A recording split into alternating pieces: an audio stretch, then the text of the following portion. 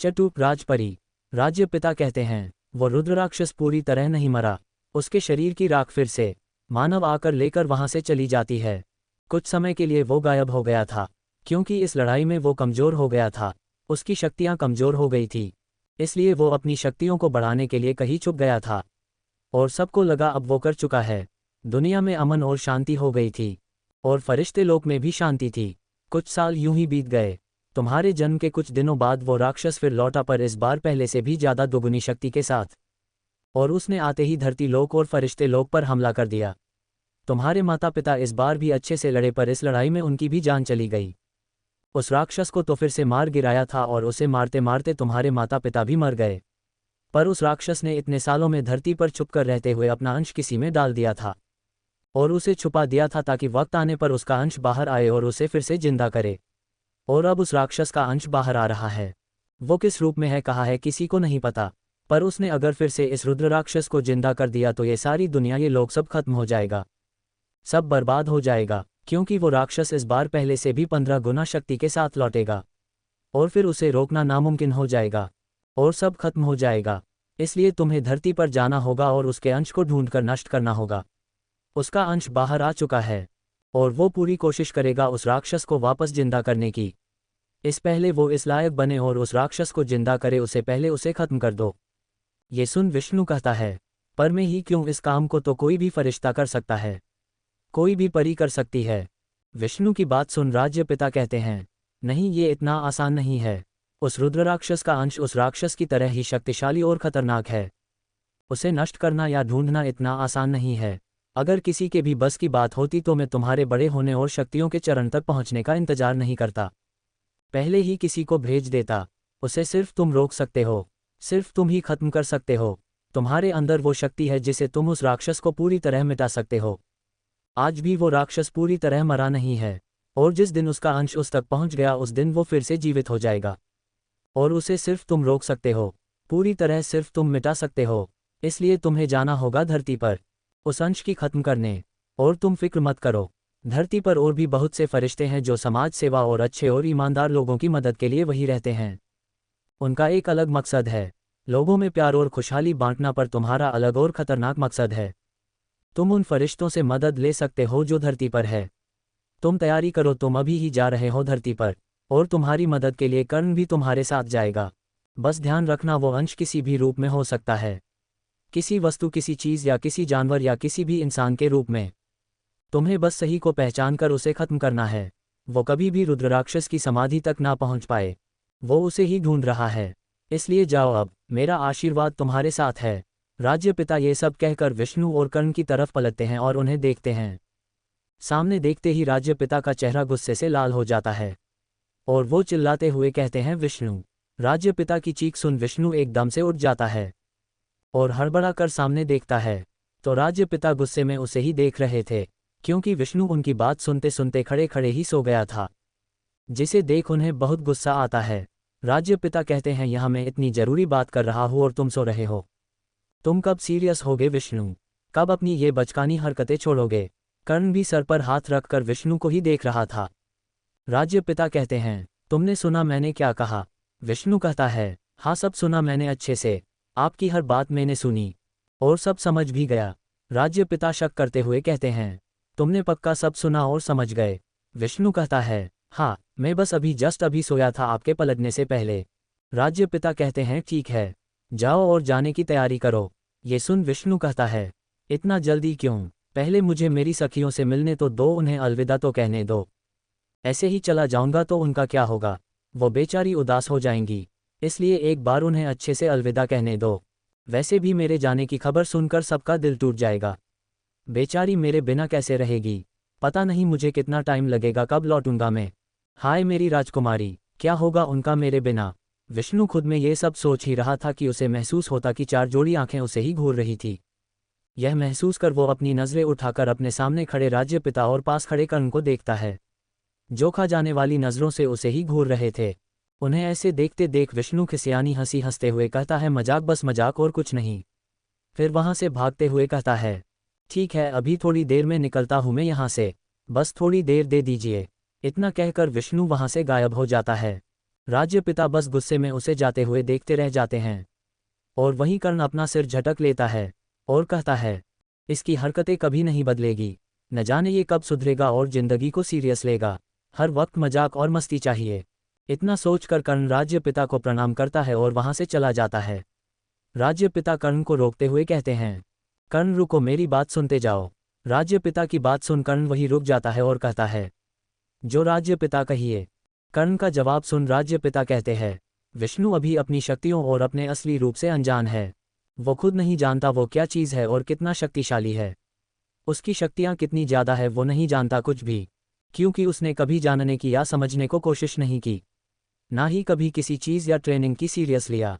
इसलिए वो अपने वास्तविक अस्तित्व से अनजान है और अपनी शक्तियों से भी। इसलिए उसका ध्यान रखना और उसे उसकी शक्तियों का एहसास करवाना। ध्यान रहे वो धरती पर कहीं भटके ना।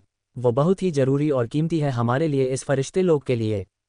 विष्णु अपने आप में ही एक ऐसा तूफान है जो बड़ी से बड़ी चट्टान को हिला सकता है। एक ऐसा कवच है जिसके साए में अगर कोई आ जाए तो उसे बड़ी सी बड़ी ताकत छू नहीं सकती। बस वो खुद अपनी शक्तियों से अनजान है।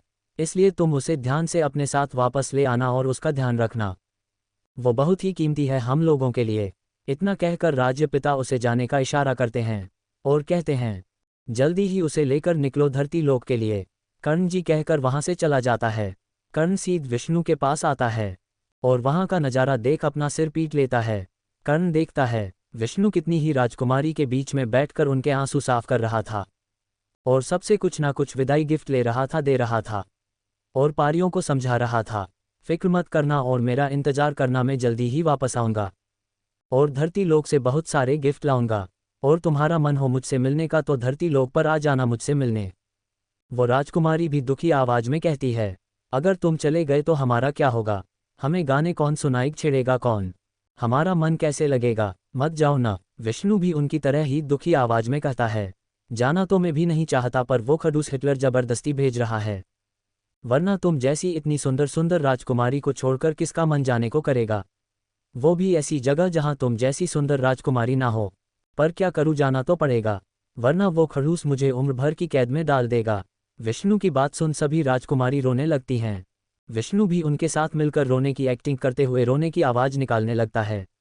उन सबको ऐसे देख कर्ण बहुत चीड़ जाता है और विष्णु के पास आकर उसे उन सब राजकुमारी के बीच में से खींचकर बाहर निकालता है और कहता है, तेरा ये भारत मिलाप खत्म हुआ हो, ये नौटंकी खत्म हुई हो तो चले, हमें आज ही जाना है, कल परसों नहीं। कर्ण की बात सुन विष्णु दुखी होते हैं राजकुमारी को कहता है, अच्छा चलता हूँ, दुआओं में याद रखना, दिल के संदूकों में मेरे अच्छे काम रखना।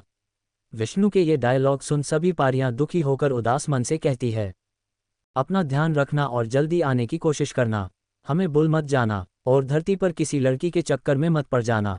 सुना है धरती लोक की कई लड़कियां बहुत चालाक होती हैं, वो जल्दी ही हैंडसम लड़कों को अपने प्यार के जाल में फंसा लेती है, उनके प्यार में मत पड़ जाना, उनसे दूर रहना। राजकुमारी की बात सुन विष्णु कहता है, आज तक ऐसी कोई लड़की या परी पैदा नहीं हुई है जो विष्णु को अपने प्यार में फंसा सके, विष्णु को प्यार करना सिखा सके। विष्णु आज़ाद परिंदा है जो किसी की कैद में नहीं आने वाला, इसलिए फिक्र मत करो पारियों, तुम लोगों की जगह कोई नहीं कह सकता और तुम जितनी खूबसूरत कोई भी नहीं होगा धरती पर, मैं यकीन से कहता हूँ। विष्णु की बात सुन सब मुस्कुराने लगती है। कर्ण विष्णु को खींचते हुए वहां से ले जा रहा था। विष्णु खींचते हुए सभी पारियों को बाय कर रहा था, वहीं सभी राजकुमारी भी उदास मन से विष्णु को बाय कर रही थी। अभी वो लोग थोड़ा ही आगे गए थे, तभी उन्हें पीछे से एक बेहद ही आकर्षक और दिलकश आवाज आती है जो कहती है, मुझसे मिले बिना ही चले जाओगे विष्णु। यह आवाज़ सुन विष्णु और कर्ण दोनों रुक जाते हैं। वो समझ जाते हैं यह आवाज़ किसकी है और दोनों पलट कर देखते हैं। उनके सामने बेहद ही खूबसूरत चेहरे पर अलग सा तेज गोल्डन कलर की फुल लेंथ वन पीस पहने परी खड़ी थी, जिसका नाम राजपरी था। राजपरी और कोई नहीं, फरिश्ते लोक के राजा की एक लौटी बेटी है। विष्णु उसे देख अपना मुंह बिगाड़ लेता है। वो राजपरी को बिल्कुल भी पसंद नहीं करता था, क्योंकि जैसा उसका नाम था वैसा ही उसका व्यवहार, और उसे राजा की बेटी होने का घमंड भी था। वो अपने आगे किसी को कुछ नहीं समझती थी, क्योंकि उनके जितना खूबसूरत पूरे फरिश्ते लोक में कोई नहीं था। पर विष्णु को ऐसे घमंडी लोग पसंद नहीं थे, उसे तो सीधी साधी और मासूम सी राजकुमारी ही पसंद थी। राजपरी की बात सुन विष्णु चिढ़ते हुए कहता है, जिनसे मुझे मिलना था मैं उनसे मिल लिया, अब मेरे हिसाब से कोई नहीं है जिसे मुझे मिलना चाहिए। ठीक है, अब मैं चलता हूँ, बाय राजकुमारी। कैसा होगा विष्णु का धरती का सफ़र, क्या होगा जब विष्णु आएगा धरती पर, जानने के लिए पढ़ते रहिए रुद्र नोवेल पर। चतुर्थ बदमाश। विष्णु राजपरी को इग्नोर कर विष्णु सभी राजकुमारी को बाय कर वहां से चला जाता है। विष्णु की इस हरकत पर कर्ण राजपरी से माफी मांग विष्णु के पीछे चला जाता है। थोड़ी देर में विष्णु और कर्ण अपने पंख फैलाकर धरती के लिए निकल जाते हैं। दोनों ही आसमान की सैर करते हुए नीचे की तरफ आ रहे थे। तभी उनके सामने बादल पर बैठ राज्यपिता आते हैं। राज्यपिता को देख कर्ण उनके सामने हाथ जोड़कर प्रणाम करता है और वही विष्णु अपना मुंह बिगाड़ लेता है, जिसे देख राज्यपिता विष्णु को खा जाने वाली नज़रों से घूरते हैं। राज्यपिता दोनों को आशीर्वाद देते हैं और कहते हैं, आराम से जाना और अपना ध्यान रखना दोनों, और जिस काम के लिए जा रहे हो विजय होकर आना। अब मैं चलता हूँ। राज्यपिता जाते वक्त कहते हैं, मुझे वैसे धरती लोक की बहुत फिक्र हो रही है। विष्णु नाम का तूफान वहां जो जा रहा है, अब पता नहीं क्या होगा धरती लोक का। राज्यपिता की बात सुन विष्णु कहता है, हाँ तो क्यों भेज रहे हो? मैं तो नहीं जाना चाहता, आप ही जबरदस्ती भेज रहे हो। इतनी ही फिक्र है तो रोक लो मुझे, अभी भी वक्त है, देर नहीं हुई है। मैं तो अपनी राजकुमारी परी के साथ फरिश्ते लोक में ही खुश हूँ। विष्णु की बात का बिना कोई जवाब दिए राज्यपिता वहां से चले जाते हैं और विष्णु बस मुंह बिगाड़ कर रह जाता है। जल्दी ही दोनों उड़ते हुए धरती लोक पर आ जाते हैं। दोनों ही एक सुनसान जगह देखकर वहां लैंड होते हैं। दोनों अपना हुलिया बदलकर धरती लोक जैसे अवतार में आ जाते हैं, जिसे वो उनकी तरह ही लगे। विष्णु हैरानी से चारों तरफ देखता है और कहता है, वाह क्या जगह है, ये भी दिखने में है तो खूबसूरत। वैसे है कौन सी जगह ये? कर्ण कहता है, ये धरती लोक का शहर है, जिसे लोग मुंबई कहते हैं।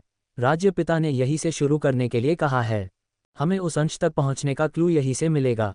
कर्ण की बात सुन विष्णु कहता है, यार ये बता, यहाँ राजकुमारी परी जैसी खूबसूरत लड़कियां भी मिलेगी जिसे मेरा मन लगा रहे, वरना तुझे पता है मेरा मन नहीं लगता जब तक आसपास राजकुमारी परी ना हो। विष्णु की बात सुन कर्ण कहता है, तू क्या लाइफ में कभी सीरियस हो सकता है? तू समझ भी रहा है हम लोग कितना जरूरी काम करने यहाँ आए हैं? तू अभी भी बस हर चीज़ को मजाक में लिए जा रहा है। कर्ण की डांट सुन विष्णु खिसियानी हंसी हंसते हुए कहता है, यार तू नाराज क्यों हो रहा है? मैं तो बस मजाक कर रहा हूँ। यार देख, तूने तो शादी कर ली है उस परी से, तेरी तो फिक्स है, पर मैं तो अभी भी कुंवारा हूँ, तो मैं तो जब तक एक फिक्स ना हो ट्राई तो कर ही सकता हूँ ना। विष्णु की बात सुन कर्ण उसे गुस्से में देखता है और कहता है, तो किसने रोका है तुझे? कितनी तो राजकुमारी परी तुझसे शादी करने के लिए मरे जा रही हैं, किसी एक से करके शादी कोई कुंवारा गुम रहा है। रुद्र की बात सुन विष्णु टेढ़ी मुस्कान के साथ कहता है, यार कर तो लेता शादी, पर कोई ऐसी मिले तब ना। अभी तक कोई ऐसी परी मिली ही नहीं जिसे देखकर लगे हाँ यही है मेरी सपनों की परी, जिसके लिए मैं अभी तक सिंगल हूँ, जो मेरे लिए बनी है। पर ऐसी परी नहीं मिली अभी तक, तो बता कैसे करूँ शादी? विष्णु की बात सुन रुद्र अपना सिर पीट लेता है और कहता है, देख हम लोग यहाँ शादी या तेरे लायक परी नहीं ढूंढने आए हैं, हम लोग यहाँ किसी और मकसद से आए हैं, तो उस पर ध्यान दे, समझा? अब चल जल्दी। विष्णु चिढ़ते हुए कहता है, पर लेके कहाँ जा रहा है, चलना कहाँ है? कर्ण कहता है, पहले रहने के लिए घर ढूंढते हैं, पहले यहाँ से बाहर निकले क्योंकि यहाँ आसपास कुछ नहीं दिख रहा है। कर्ण और विष्णु जहाँ लैंड हुए थे वो जंगल के आसपास का एरिया था, जहाँ कुछ भी नहीं था, बस चारों तरफ सुनसान इलाका और सन्नाटा फैला हुआ था। वो दोनों आगे बढ़ ही रहे थे, तभी उनके सामने हाथ में बंदूक लिए 4 से 5 लोग आ जाते हैं। दिखने से ही वो डाकू चोर गुंडे लग रहे थे। वो गुंडे कर्ण और विष्णु को डराते हुए कहते हैं, ए लड़के लोग, तुम लोगों के पास जो भी माल है सब निकालो और हमारे हवाले करो, वरना उड़ा देंगे तुमको, हाँ इसलिए जल्दी करो और जो भी है सब हमारे हवाले करो। कर्ण और विष्णु उन्हें हैरान नज़रों से ऐसे देख रहे थे जैसे कि वो कोई पागल हो। विष्णु कर्ण से कहता है, ये कौन है? क्या धरती पर ऐसे लोग रहते हैं या ऐसे वेलकम करते हैं सबका? कृष्णा की बात सुन कर्ण कहता है, कभी ध्यान दिया होता या कभी चक्कर लगाने धरती पर आया होता तो पता चलता न कि ये लोग कौन है, पर तुझे तो फुर्सत ही कहाँ है राजकुमारी के साथ रासलीला करने में, तो कहाँ से पता होगा कि दुनिया में क्या क्या है और धरती पर कितने तरह के लोग रहते हैं। कर्ण की बात सुन विष्णु कहता है, यार तुझे तो कितनी बार राज्यपिता ने भेजा है धरती पर कमजोर और अच्छे लोग की मदद के लिए, मुझे थोड़ी भेजा है। विष्णु की बात सुन कर्ण कहता है, तूने कभी सीरियस लिया जब भी धरती पर जाने का नाम आता जन कल्याण के लिए, तो तू कभी उस जगह आता ही नहीं, तो तेरा सिलेक्शन कैसे होता? तू तो उस वक्त छुप जाता था और कोई न कोई बहाना मार देता था। दोनों आपस में बात कर ही रहे थे, तभी उन गुंडों में से एक बोलता है, ए क्या नौटंकी लगा रखी है, क्या बातें कर रहे हो आपस? हाँ चलो देखो, खाली पीली टाइम खराब नहीं करने का, अभी धंधे का टाइम है। आगे और भी जाना है तुम जैसे मुर्गों को पकड़ने के लिए, इसलिए हमारा कीमती टाइम बर्बाद मत करो और जल्दी की भी माल है सारा निकालो। उस बदमाश की बात सुन विष्णु और रुद्र एक दूसरे की तरफ देखते हैं और एक दूसरे को आंख मारकर हवा में उड़कर पेड़ पर बैठ जाते हैं।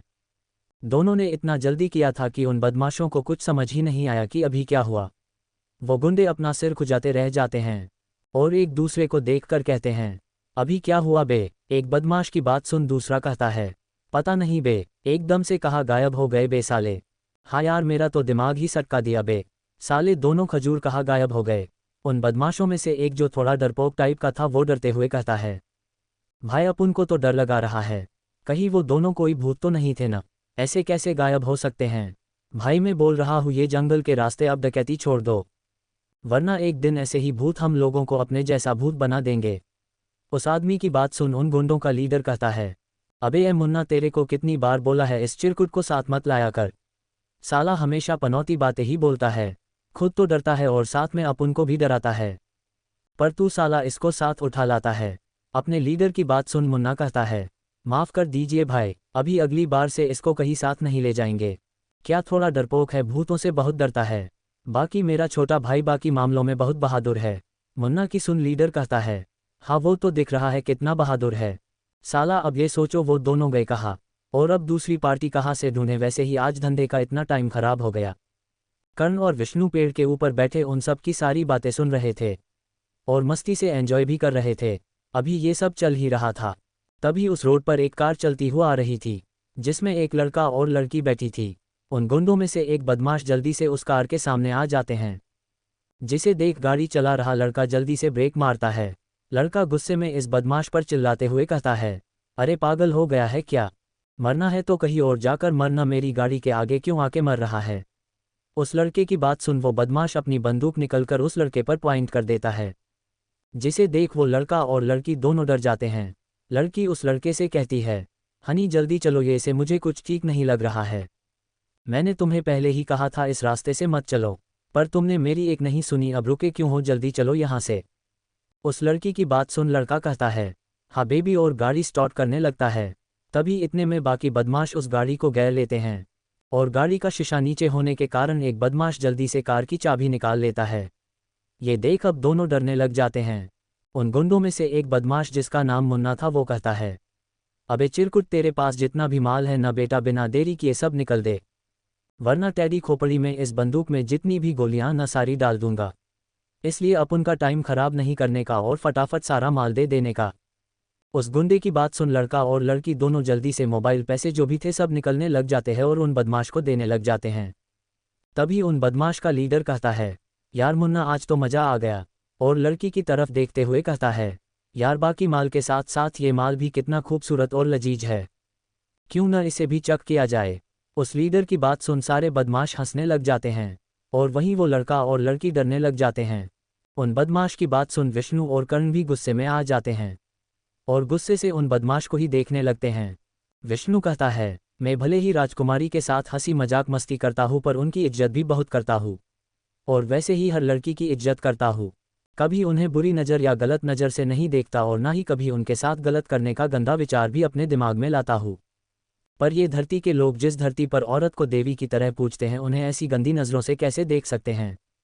अब मुझसे और नहीं देखा जा रहा, मैं जा रहा हूँ उन सबको उनकी इस गलती की सजा देने। विष्णु सुनकर कहता है, हाँ विष्णु, सही कहा तूने, इन्हें अब सबका तो सीखना पड़ेगा, इन्हें बताना पड़ेगा कि औरत की चीज़ या माल नहीं है बल्कि देवी है जिसकी इज्जत करो, ना कि उनकी इज्जत के साथ खेलो। अब तक वो बदमाश उन दोनों लड़के लड़की को गाड़ी से उतार चुके थे और लड़की के साथ बदतमीजी करने लगे थे। उन बदमाश का लीडर लड़की को जबरदस्ती एक कोने में लेकर जा रहा था, वहीं बाकी बदमाश लड़के को पकड़े हुए थे। तभी उस लीडर के सामने जो लड़की को ले जा रहा था उसके सामने कोई आकर खड़ा हो जाता है।